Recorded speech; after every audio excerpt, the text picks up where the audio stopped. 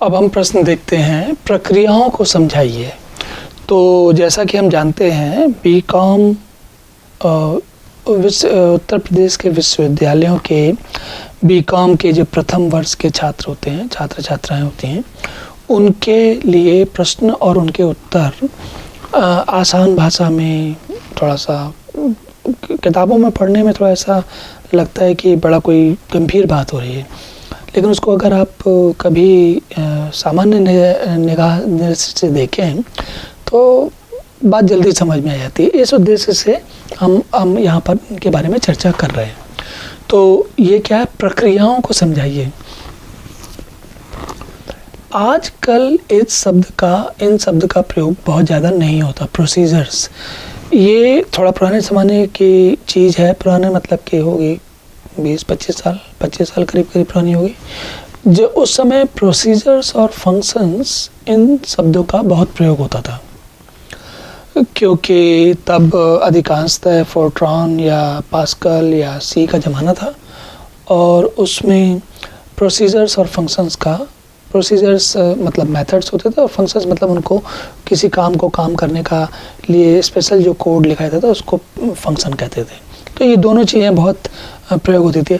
आजकल की दुनिया थोड़ी बदल गई है, लेकिन फिर भी अच्छा है, इसको हमें जानना चाहिए। और यहाँ पर एक और चीज़ है इसमें, इस प्रश्न में एक जो ज़्यादा अच्छी चीज़ जानने वाली है, क्योंकि देखिए ये क्या कह रहे हैं कि आउटपुट जो होता है प्राप्त करने निर्देशों की एक चरणबद्ध श्रृंखला होती है। मतलब कोई हमें काम करना है तो उसके लिए बताना पड़ेगा, जैसे हमने पहले भी चर्चा की कि हर एक एक चरण, एक एक काम, मतलब आप कुछ भी मान के नहीं चल सकते कि कंप्यूटर अपने आप कर लेगा। उसको हर काम को बिल्कुल साफ शब्दों में बताना होता है कि ये काम अगर ये स्थिति आए तो ऐसा करो, ठीक है, जैसी परिस्थिति हो वैसा काम करो। अब उदाहरण समझिए जरा यहाँ पर क्या होता है, क्योंकि वो निर्देश होते हैं और वो निर्देश अलग अलग कामों के लिए अलग अलग होते हैं। कैसे होते हैं जरा उसका एक झलकी लेते हैं हम लोग। तो कंप्यूटर सिस्टम में जो प्रक्रियाओं के प्रकार होते हैं, अब ये हार्डवेयर अभिमुखी प्रक्रिया है। हार्डवेयर अभिमुखी मतलब हार्डवेयर के साथ जो काम करने के लिए प्रयोग होती है। तो ज़रा उदाहरण समझिए आप। मैं आपको ये फिर से एक चित्र लेके आता हूँ, देखिए ये वाला। अब इसमें, इस चित्र में आप देखेंगे कि ये उदाहरण के लिए मान लीजिए कि इसमें हमें कोई ऐसी कॉल करनी है जो ये दिख रहा है आपको 8255 AC या 8253, ये जो दिख रहा है ना, इनसे उसका कोई प्रयोग, कोई संवेदन है, या 8237, तो ये एक DMA कंट्रोलर है, एक इंटरप्ट कंट्रोलर है, वगैरह वगैरह, ये अंदर सिस्टम के अंदर की चीज़ें हैं। तो अब ये जो हार्डवेयर से डायरेक्टली सीधा बात करती है उसको हार्डवेयर अभिमुखी प्रक्रिया कहते हैं। इसमें एक चीज़ और भी देख सकते हैं, जैसे आप ये समझिए, अगर इसी चित्र में मैं एक आपको दूसरा चित्र दिखाता हूँ, ये देखिए, ये वाला चित्र देखिए। इसमें क्या है, ये एक मल्टीफंक्शन कार्ड है, और इसमें ये पीछे जो है केबल, हार्ड डिस्क की केबल लगाने के लिए है, ये प्रिंटर की केबल लगाने के लिए, ये प्रिंटर है, ये सीरियल पोर्ट है, और ये यहाँ पर ये सामने दिख रहा है, ये जो ये दिख रहा है, ये हार्डवेयर की केबल है, सॉरी हार्ड ड्राइव की केबल है, ये फ्लॉपी ड्राइव की केबल है, वगैरह वगैरह, ऐसे ये अलग अलग चीज़ें चलती हैं सब इसमें, है ना। देखिए ये HDD लिखा हुआ है, ये देखिए लिख रहा है ना HDD, ऐसे यहाँ पर ये FDD होता है, मतलब फ्लॉपी डिस्क ड्राइव। ये पुराने ज़माने का कार्ड है, लेकिन इसको इससे समझने में आसान होता है। अगर आज के ज़माने का कार्ड देखेंगे तो उसमें बहुत सारी चीज़ें एक दूसरे के ऊपर चढ़ी हुई होती हैं, तो थोड़ा समझने में ठीक से समझ में नहीं आता। या फिर एक दूसरी चीज़ दिखाता हूँ आपको मैं। अब ये मान लीजिए माउस है, ये है ना, तो माउस की जो ये ट्रैक बॉल है, ये गेंद है, इसको जब आप आगे लुढ़काते हैं या पीछे लुढ़काते हैं तो माउस, ये जो तार है ना, इससे सिग्नल पहुंचता है कंप्यूटर तक, और कंप्यूटर को पता लगता है कि आप अपना माउस का जो कर्सर होता है उसको आगे या पीछे करना चाहते हैं, ठीक है। तो ये जो है एक विशेष किस्म का काम हुआ कि भाई ये करना है तो वो करो, वो करना है तो वो करो, मतलब कौन सा काम करो, तो हार्डवेयर के लिए कौन सा काम करो।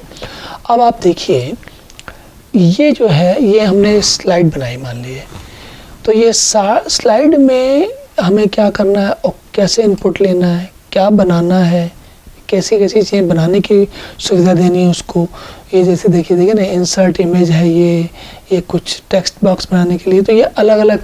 अब आप अंतर समझ रहे होंगे, इस चित्र में जो हम काम करना चाह रहे थे वो एक अलग किस्म का, अलग प्रकार का काम है, और इस वाले में एक अलग प्रकार का काम है।